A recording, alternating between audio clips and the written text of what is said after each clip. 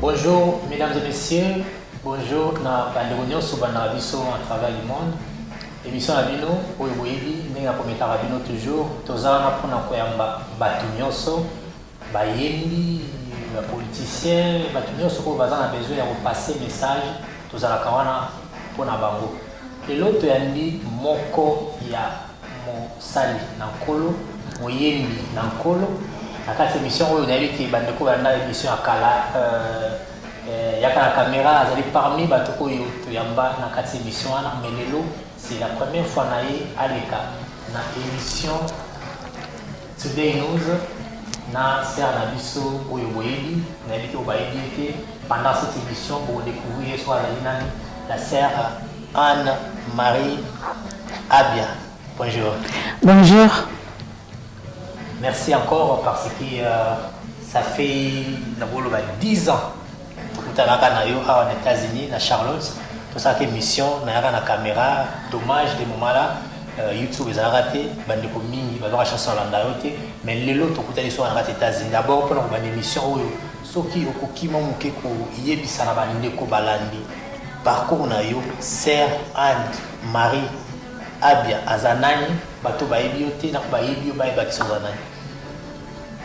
Bonsoir, je vous remercie donc de m'avoir donné l'opportunité aujourd'hui dans l'émission Oyo dans Nazali Mokoya Sali Nazambe Sœur Marie Abia Oyo Bolinga Kamingi donc parcours Nazali que pour Nabato Holanda parcours Nazali que Nazali pour abaye banga plus peut-être ba mona na ba image ba kokita msoko baté naza o na yembaki na sœur na frère Charles Mumbaya na louange plus donc na kokilo ba juste wana za référence na ngai donc voilà donc za batu ko ba yemba na le frère Charles Mumbaya ou lelo ala suna bisoté mais yebisa so moki mo mala bo yemba parce que mona ki frère Charles Mumbaya yemba kana batu belé na ko mona ba la sœur Laure, Bayemba, Naye, la sœur Nana, la sœur Marie Missa, la sœur Belé Belé, et ça fait époque ni pour y battre pour y embarquer na bango na bateau na tenga kombo na komusu na tenga kombo te. Bon, à l'époque où j'ai chanté, donc j'ai chanté avec la sœur Blanche Ludilou, Sylvie Maniné, Julie Manga et puis Mireille Sompe et puis il y avait d'autres personnes qui ont été Bakinabiso. Quelque chose de niveau au sein même que vocal ni pour le loso bat yoki. Donc on retient que voilà les akindé yo muto yemba place wana. Vocal na yembaki na louange plus ezaki Alléluia alléluia alléluia na Yesu. Oh, bana nzambe bakoyemba bakokumisa mokonzi.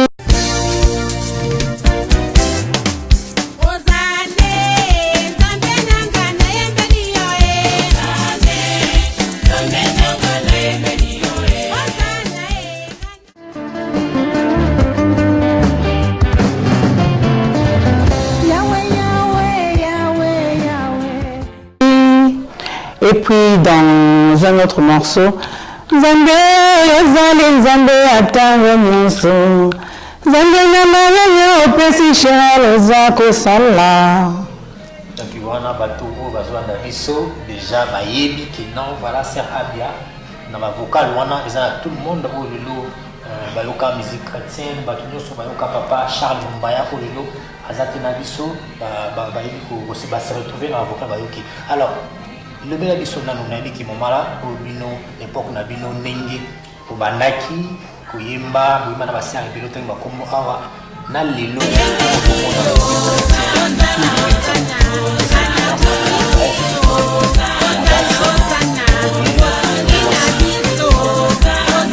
la seule différence on a quoi c'est que à l'époque au biso to yako ngela nzambe to yako koyemba donc les qui sans intérêt, sans intérêt de quelqu'un de bazouille, de la gueule, de tout ça, de l'ensemble. La musique est assez connue, dans ce album, nous avons visé quelque chose, dans cet album, pour gagner quelque chose. Or, à l'époque, au pays Mbaki, ils ont fait pour gagner quelque chose. Ils ont juste pour se produire ensemble et puis pour se produire bateau et puis bateau base à Kinya, bateau base à terre, bateau base à Sengena, autres à Koumba. Mais si la musique est changée, pour nous avons un avancement, un recul makasi. Parce que les gens sont le intérêt ensemble, l'intérêt de la personne, de chercher l'intérêt de Dieu. Donc voilà.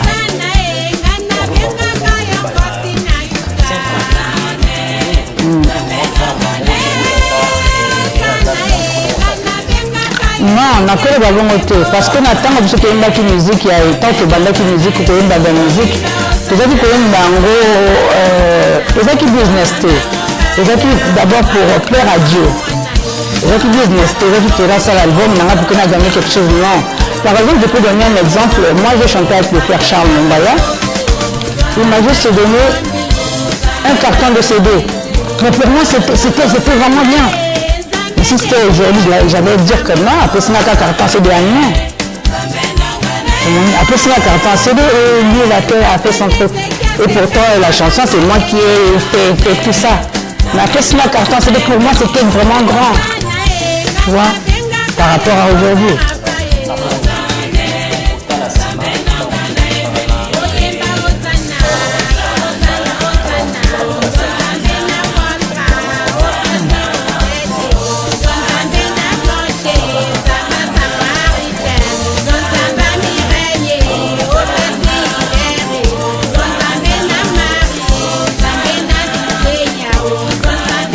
Ma soeur m'a mis en tout cas mis sur la cabine. La preuve on a album m'a sikana to yembi na ba soeur rebelle na ba soeur blanche toujours na ba frère rebelle qui va tomber le café tout ça yembi na ba rené quoi. En tout cas tu gardes la bonne relation, on a toujours de bonnes relations avec tes frères et sœurs.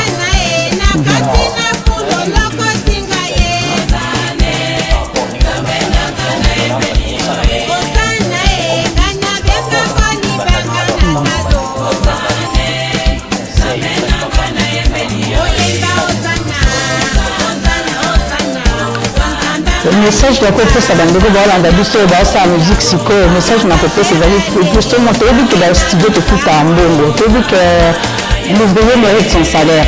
Mais tout le monde a plus sur parce que nous avons allé chercher premièrement le royaume des cieux et puis il vous donnera toutes ces choses par la suite. Donc il y a que ça les amis que tout le monde a plus intérêt ensemble que tout le monde a intérêt en abysso. Parce que celui qui a intérêt ensemble à côté ça plus que le cas, il nous donnera plus. Donc mettons d'abord l'intérêt de Dieu avant de mettre d'abord notre propre intérêt. Parce que Dieu a valu le maître de tout. Plus que dans le de ça, il y a peut ça de inspiration. Donc ce qu'on peut ça de inspiration, on peut ça de ce que les moyens, on peut ça faire bon. Donc tu as l'intérêt à elle de avant que tu aies l'intérêt à bon tout ça là.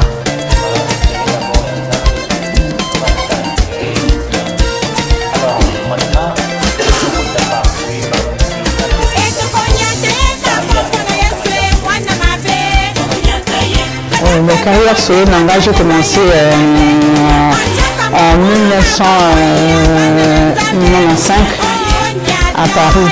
Donc ma bande de carrière solo Nanga vraiment en 1995 à Paris. Ma première album qui m'a Charles Mbaya, un album à Jéhovah Shalom. Après la deuxième fois, j'ai eu Louange Plus.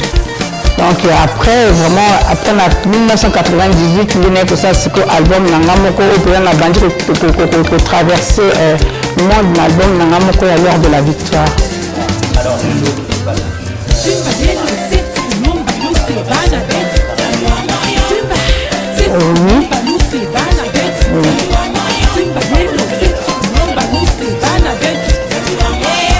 J'ai sorti 3 albums.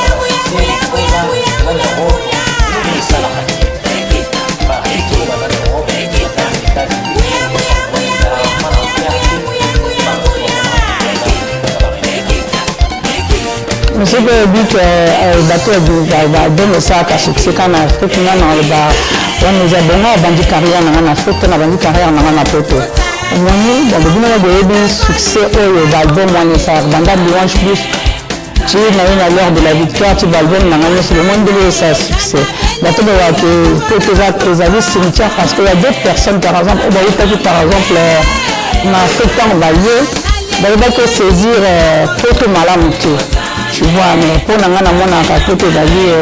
cimetière, parce que j'ai commencé ma carrière en France, en Europe, et jusqu'à aujourd'hui, c'est toujours bien. Et l'album lors de la victoire, et Louange Plus, c'est toujours dans le marché. Donc je ne vois pas pourquoi on dit que j'ai un cimetière et là-bas. Non.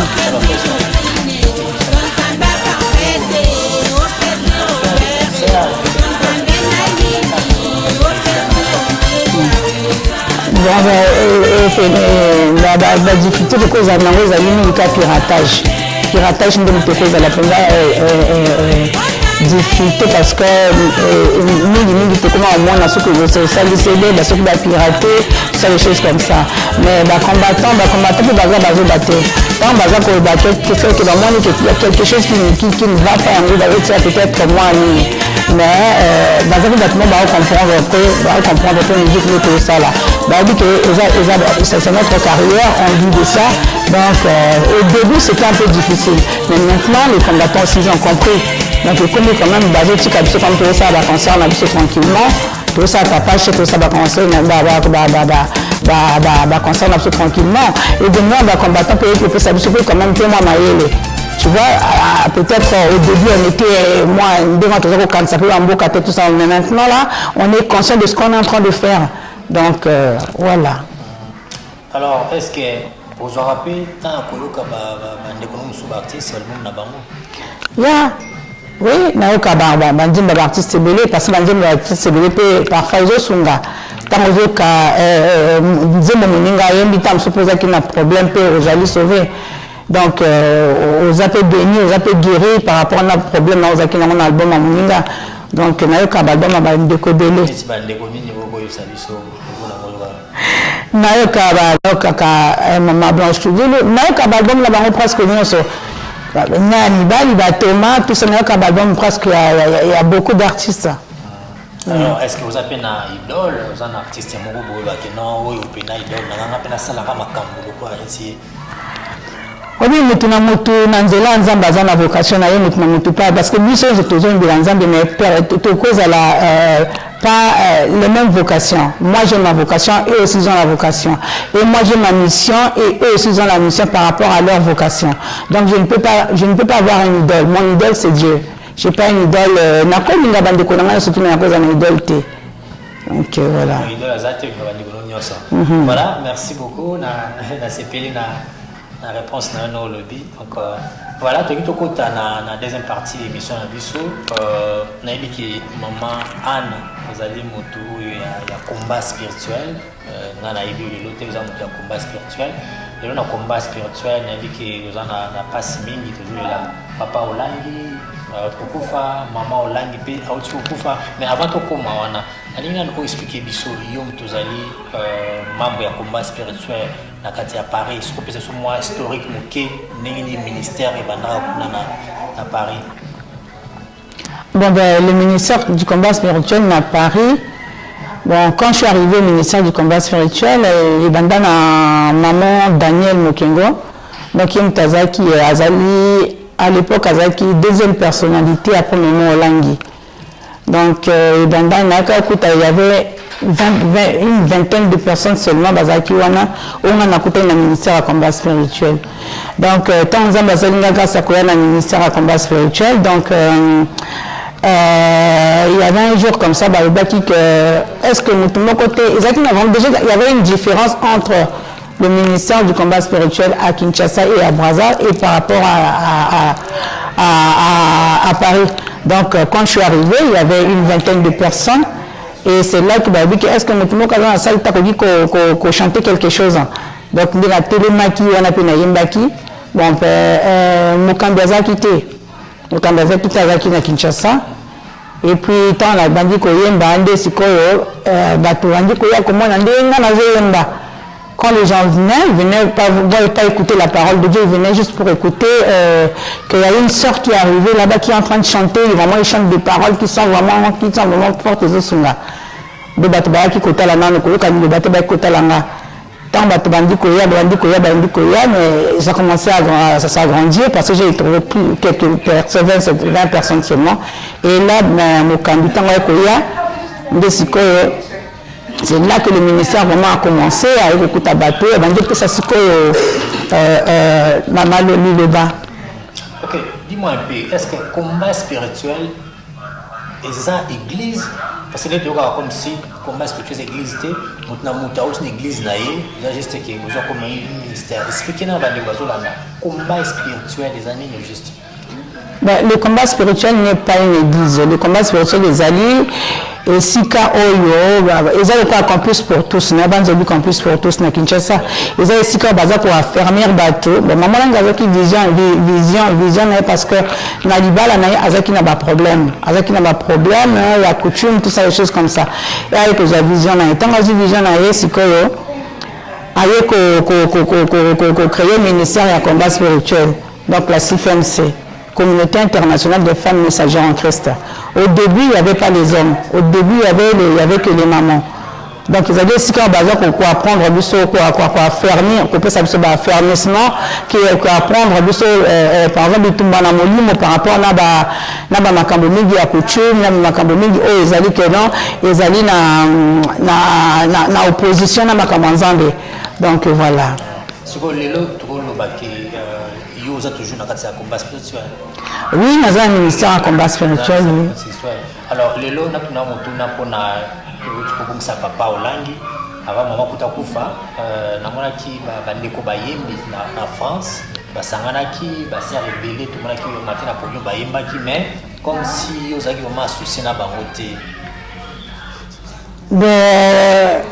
Papa Olangi azali papa a appelé ma conseil rebelle. Ma conseil n'a été permettant qu'aujourd'hui que je sois vraiment une femme spirituelle. Donc, tant que papa n'a pas fait que ça qui passe mais les jours à célébration, le cas de moi qui n'a pas Nazaki wana moi qui n'a pas Nazaki wana bandeko. Mais ngai mon copain n'a pas comprendre qui était poigné bandeko sur bayemba qui que moi j'étais assise humiliée dans la salle. C'était dur pour moi parce que quand ils ont terminé de chanter, il y avait encore le temps pour que moi je chante. Mais tout le monde attendait que je chante parce que papa Olangi avant que Agoufa Chikaka message de la tout les laïcs na célébration, tous les laïcs na koyela le quoi ba parente, tous les laïcs vraiment na koyemba. Et j'étais là, j'avais aussi ma chanson pour chanter pour papa Olangi. Mais curieusement pour moi, j'avais vu que tout le monde était passé chanter et moi, on m'avait laissé, je n'avais pas chanté. Ça avait touché le cœur de tout le monde, mais pourquoi elle n'a pas chanté? Bon ben, c'est la personne qui dirigeait, ou avec sa modération, avec qui dirigeait, il y a un point, avec un programme, il y a un point, donc voilà, moi je ne sais pas pourquoi. Voilà, mais quand même, il y a des démarches théoriques, est-ce que pourquoi, tandis que vous allez, mon copain, membre, surtout dans la France, pour travailler dans le ministère de combat en France. Je n'avais pas fait une démarche en côté, mais pour nous, c'était une bassesse. Parce que papa Olangi, c'était notre papa à nous dans le ministère du combat spirituel. Tu dis que la koyemba pour papa profiter. Ils allaient naturel.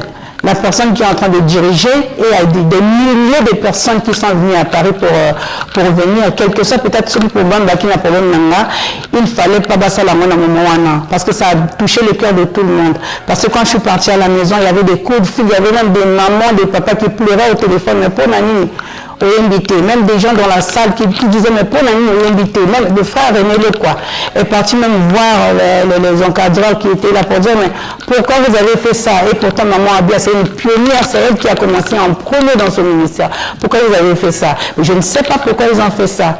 Ils ont dit qu'il y a un moment qui va faire qu'il y a un problème, mais bien non, l'extérieur, vous avez vu ça dans les images dans YouTube. Donc, pour moi, que le Seigneur pardonne les personnes qui ont fait comme ça. Donc, papa, la papa, la distribution surtout que le laïe, il a été empêcher tout le monde aller la papa, non. Pour moi, j'ai trouvé que non, c'est vraiment une bassesse, c'est pas gentil de faire des choses comme ça.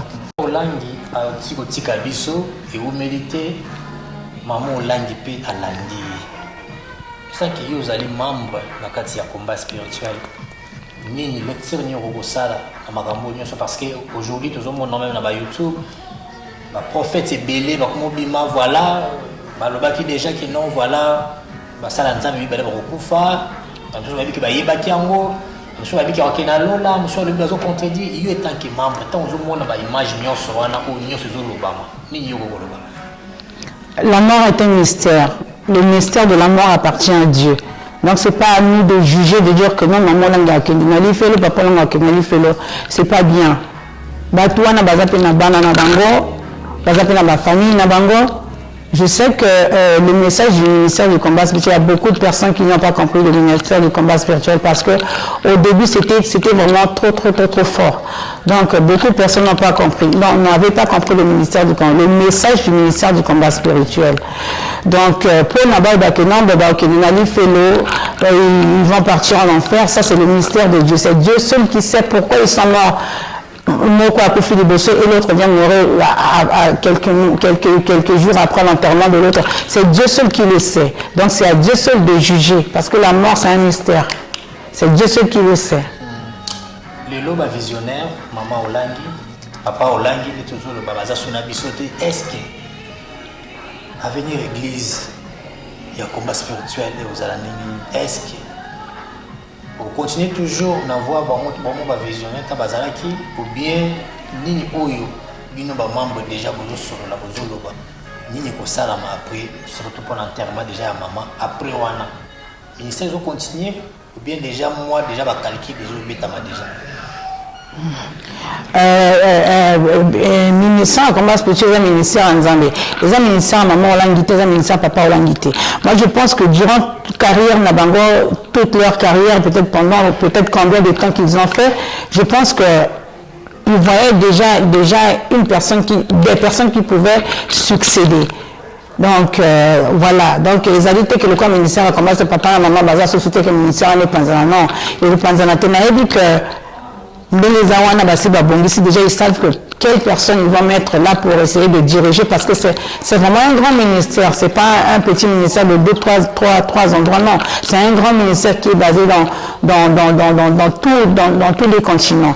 Donc je sais que ils ont déjà mis quelqu'un pour essayer de coordonner, ou bien ils ont mis des personnes pour essayer de coordonner ce ministère. Parce que si c'est pas pour Dieu, ça va se écopanzana. Mais ce qui est le kwanzambe, écopanzana, tena banza bandika ministère, comme c'est bao kangalo kwa na ole baboye, zamba zo senga bisoko zakana bomoko pour que evo maman papa olandi batiki na ngoyo nzambe ekende liboso. Donc voilà, bah, on a intérêt, tout le monde a intérêt ensemble. C'est vraiment intérêt à Batou et au Panzana parce que tout le monde va courir vers l'argent. C'est vraiment intérêt à Yabatou, tout le monde a intérêt ensemble et œuvre et Kotikala et Kende Liboso, ceux qui vraiment œuvre ensemble. Mais pour l'instant, on a dit qu'ils œuvre ensemble, ça va aller de l'avant. En tout cas, merci beaucoup. On a dit que Bandiko Bazoa Nabiso, Nabokebi, Bazoka, la réponse de Maman Abi, Azoïf Alors, regarde tout ça entre parenthèses. Makambo ya combat spirituel. Donc, dans la dernière partie, il y a cette émission. Maman Abia, 25 ans, 28 ans de carrière, 3 albums. Alors aujourd'hui, album mis en marché. Pour aujourd'hui, l'album qui est sur le marché, c'est le titre en anglais You Are the Lord. You Are the Lord. Pourquoi You Are the Lord? Pourquoi il y a de l'ordre? Parce qu'il est Seigneur, donc il est Dieu, donc voilà. C'est pour ça que j'ai mis de l'ordre, parce que avant de cet album, on a les cas qui n'avaient pas période de belé, il y a la tribulation, il y a la maladie, tout ça. Mais en temps, on avait un hôpital et il y a qui hospitalisé, et là, on avait tué Dieu, on avait Asa parce que il y a qui n'a pas hôpital. Na maladie moko ya makasi oto mona lelo batu ba osa ba AVC tout ça des choses comme ça na qui frappé nango donc na ki ko ba You Are the Lord. You Loi de l'or, combien de titres? Loi de l'ordre, ezali na sali compilation moko ya louange, ezali na 6-7 chansons na kati ya compilation, et puis na banzembo oyo eza moko donc na tia yango 8 chansons, mais na kati ya compilation il y a d'autres chansons qui sont à l'intérieur. Loi de l'or, parce que loi de l'or, les autres comme déjà, ils ont la place déjà où bateau ils ont besoin aux États-Unis, en Europe, partout dans le monde entier, pour l'instant, loi de l'ordre, ça a été vendu que dans les églises. Parce que dès que j'ai sorti ça, on m'a invité dans plusieurs églises. Donc, sortie officielle, il y a eu de l'ordre que ça qui n'a bimé, il y a dit que le manager n'a pas bimé si haut parce que c'est la sortie officielle. Donc, pour l'instant, c'est pas encore dans des maisons. Pour l'instant, il y a de l'ordre, tout ce que j'avais, c'est fini ici aux États-Unis, donc je n'ai plus rien. Donc, quand je vais repartir, c'est là que je vais faire la sortie officielle. Loi de l'ordre. Album est déjà dans le marché, il y a Abia, Atikoloba, Bako Baza besoin d'ango, il y a des contacts déjà wana, vous contacter à Paris, il y a les États-Unis, vous contacter WhatsApp, Facebook, vous bingaï pour album soutenir il y a Nzambe, nous avons presque Nasuka. Il y a émission à Bisso, mais tu vois que maman Abia, résident à Paris, et l'autre côté dans les États-Unis, dans Caroline du Nord. Oui, il y a des vacances ou bien ils ont un projet où ils ont pour 2018. Quand on est aux États-Unis, ils ont un mariage. On m'avait invité pour un mariage, toujours à la Caroline du Nord, à Raleigh. Et puis, j'ai été contactée aussi pour des projets, des concerts, tout ça, des choses comme ça, avec des managers qui sont ici. Donc, voilà, donc c'est pour ça que j'ai mis du temps. Là, ça fait presque 1 mois et demi,